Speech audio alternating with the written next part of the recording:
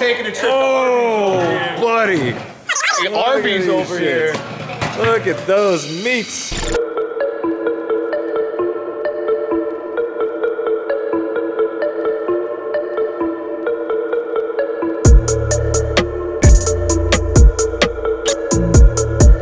Proper usage of this bike.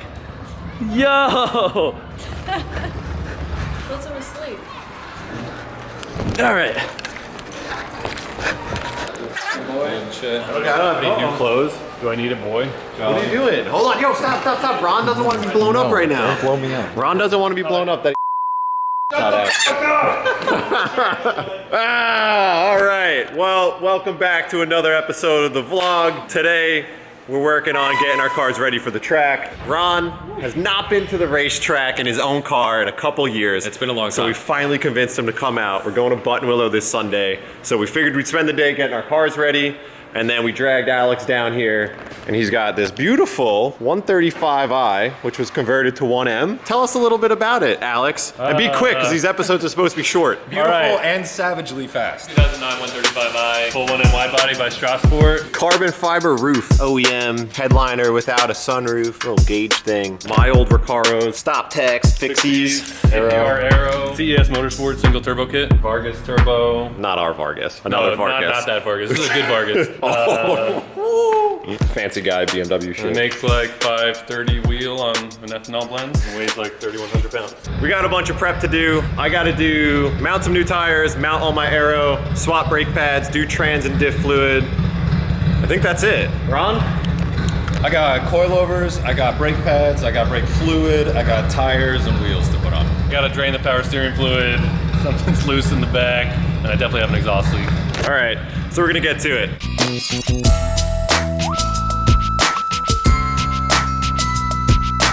So I got the old trusty Toyo R888R 255 on some TEs. So mount these up, and then we'll tackle suspension afterwards.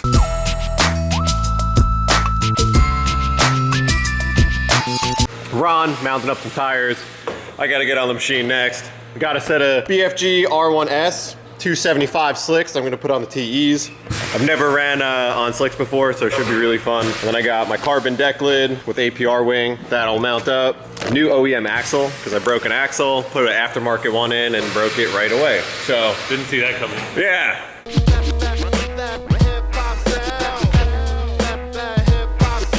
Doing the rally car move right now because the car is sitting for a bunch of hours, and I don't think you're supposed to change gear fluid while it's cold. It'll probably take forever to drip out. So just letting it idle in fourth gear, giving her the beans. All right, so first things first, take this guy, pop it on there, right? This little hub-centric boy. Slide that on there, get this guy, start cranking it on. Are you and Vin the only one that knows how to use this balance machine here? No, people definitely know how to use it. They just secretly tell you that they don't, so you do it for them. You take this guy right here, right? You measure that distance, right? 6.5.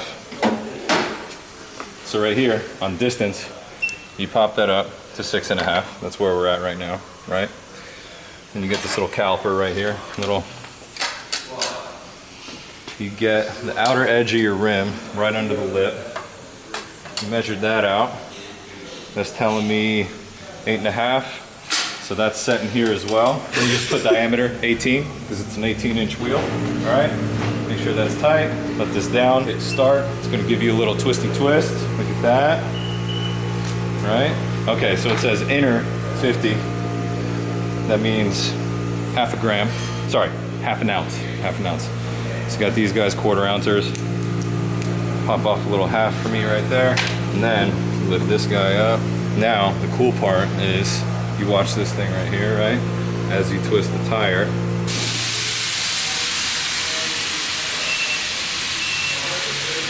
So when you're right there, that's telling you at 12 o'clock, that's where you set your weight. We've got it set to have the weight all the way in, because that's where kind of the center of gravity is on this wheel, because of where the spokes are. So I'm just gonna do it 12 o'clock. So the weights always go at 12 o'clock? On the machine, yeah. And then you check your work, going back down, hitting it again. 0. That means you're good. That's how you balance the wheel. Vinny, I need help. I can't do it, Vinny. Vinny, I need you to do this for me. My son grew up. Alex, he's gotten his wings, and look at him now. 500 horsepower car, working on it on his own. So proud. How much horsepower you got? 330. I have 250.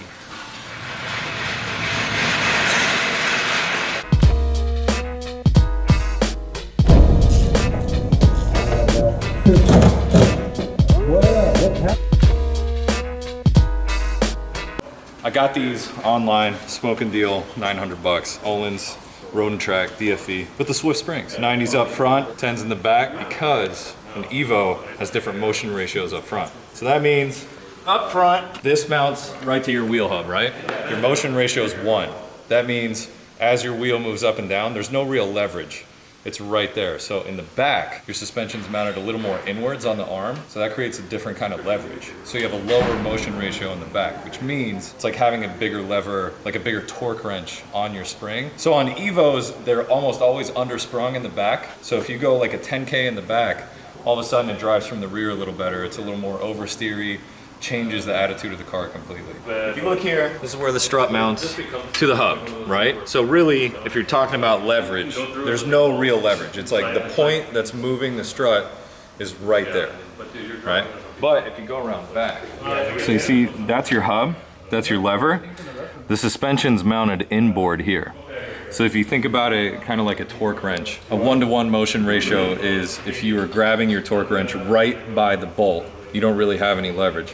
The further back you go, the less force you need to do yourself. Right here, the wheel force or the wheel speed has way more of an effect on the spring because it's got that leverage. Just that little distance actually makes a pretty big difference. You usually want a stiffer spring in the back if you want that more lively rear end feel. So that's why I'm going 9K front, 10K rear motion ratios. But anyway, top hats didn't come in time, so I'm gonna see if these Megan Racing guys work on here. If not, really sad day for me. I might have to find something else, but You could put the Swift springs on the coilovers and run like. we could try that too, actually.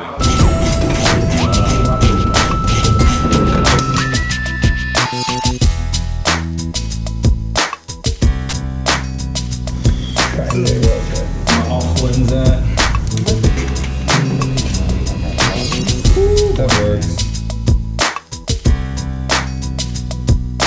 Chris, how much preload should I be running? All of it. Actually, you shouldn't run any preload because it lowers your initial spring rate. Ah, look at that. Knowledge. Look at that. We got the Olins in, bolted up here in the back. Rear suspension super easy on these. It's just these 2 bolts right here.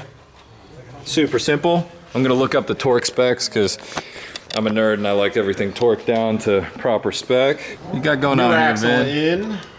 Just buttoning it up. Got to pop this exhaust back on. Drained all my fluids. Had to go to AutoZone to buy a fluid pump. And then, yeah, swap brake pads, swap tires, mount aero, and then we should be good. Nice. Hi. Hey. Hey, bud. What are you up to? I got the power steering fluid out. Found like 4 other leaks. So you're chasing down leaks right now. And waterfalls. Leaks and waterfalls. It's good though. Yeah, I got all the old fluid out. It was like black. Ooh. Now we got to put some more in. Apparently this is like self-bleeding system. Definitely got a lot of air in there. Self-bleeding system for power steering? Power steering. Oh. So I guess I'll just fill it up and see how it feels. Was it just feeling weird for you? That's why you want to do it now? I think it's never been done, and I checked it. It literally is like black, and my steering rack like makes a lot of terrible Ooh. noises.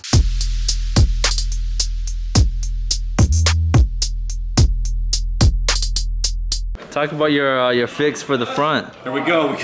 We got Megan Racing top, max speeding rod spring perch, Swift springs, Olin strut, good to go. All because I didn't order top hats in time. but it's gonna work. So if you ever have to find an exhaust leak, here's a really easy way to figure it out. So you run the car, and then you plug the tailpipe, not fully, because obviously it'll kill the car. So you plug the tailpipe, and it creates more back pressure, so you can find the leak. You find it? Yeah. I think so. I think it's at the V-band. There was some like condensation dripping down from right there, which is like, hear it. yeah. Put your hand up there before it gets hot, so you can feel it. Hear it. Yeah, I feel it. Yeah, it's from the side of the V-band. So that's a quick and easy way to check for exhaust leaks. Boys are cranking away. I gotta change my brake pads. When I'm on the track, I run specific track pads. But if you run them on the street, you never really quite get them up to temp, so you start really destroying your rotors quick. But luckily, the stop techs are super easy to change pads. So all you gotta do, you blast out these Allens, pull this out, swap pads. Look at that. So easy, I could probably do it with one hand. Oh my goodness. Honestly, I thought mine was the easiest. That's Is yours just crazy. clipped? Yeah, mine's just clips with the spring in it. Unfortunately, my Carbotex didn't show up in time either. No, really? Yeah, but I have PFC 01s, old school stuff. Oh, those are good though. Yeah, so I'm gonna put those in and some of the special sauce. I'm gonna head over here. Because these things, with how front heavy they are and the kind of power it makes, these things like to wail on brakes a lot. So I've boiled fluid enough times to where I just bit the bullet. Got the secret sauce right here. Castrol SRF Racing. .4, real deal shit. Oh, we gotta probably still after this? Yeah. Oh God. I still have to mount tires and dismount tires. Oh. We gotta bleed brakes. We got a long night ahead of us. The worst job. Was I don't wanna do that. We're so slow right now.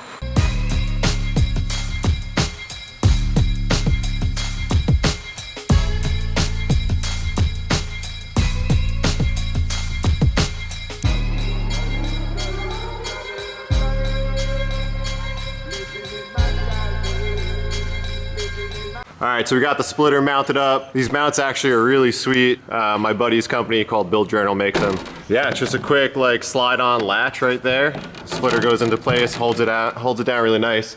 These are from my previous setup, so it just kind of adds additional support. And then it bolts the subframe back here, so it's pretty simple. That's pretty much it. We got the coilovers bolted in. That's looking good. Nice, nice. Got the Megan top hats. Not the greatest thing on the planet, but you know what? It works for now. I'm just trying to get seat time in. That's all I wanted when I moved here. I just wanted seat time, so I'm gonna pop the TEs on. I still gotta do brakes and alignment, but we'll do that tomorrow. For now, I'm just glad these are back on. Barbecuing over here because we got some meats. Oh, we got Taking a trip. Oh, buddy. Arby's over here. Look at those meats.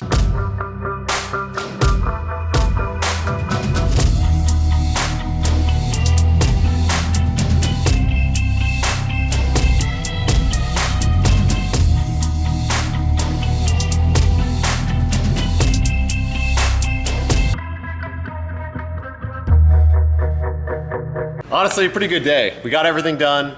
We've conquered some big hurdles. We've merged a bunch of companies together. Well, we got the mishmash going on here, but you know what? It's track ready. Yeah, I'm pretty hyped on how it looked. It's gonna be a good day. Pretty mediocre. Are we gonna put any group. track content in this? Should we throw, or should we do like some lap videos on bonus? I think lap videos on bonus for sure.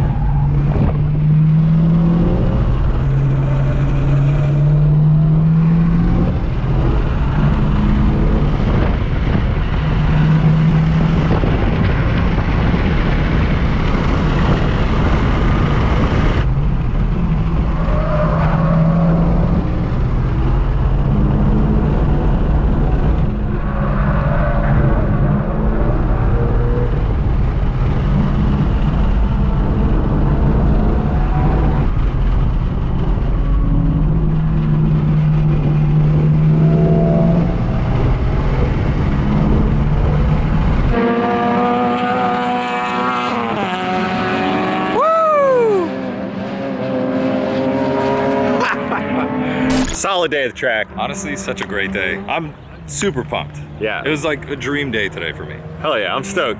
Let's hear it for Ron's first track day in California. It was awesome. Exceptionally good day because we didn't have to jack up cars. We didn't have to even pop hoods. Literally nothing. No car issues whatsoever, Zero. which is my personal favorite type of track day. Yeah. But yeah, so for that, I don't know, this is the end of the episode, so see you later. track prep is bullshit. This is 2 days in advance of the track. Everybody knows the track prep is the hours before the track. My track prep is putting a coffee in the fridge the night before. So then when I get up to the track, because I'm never gonna have enough time. That's the real track prep.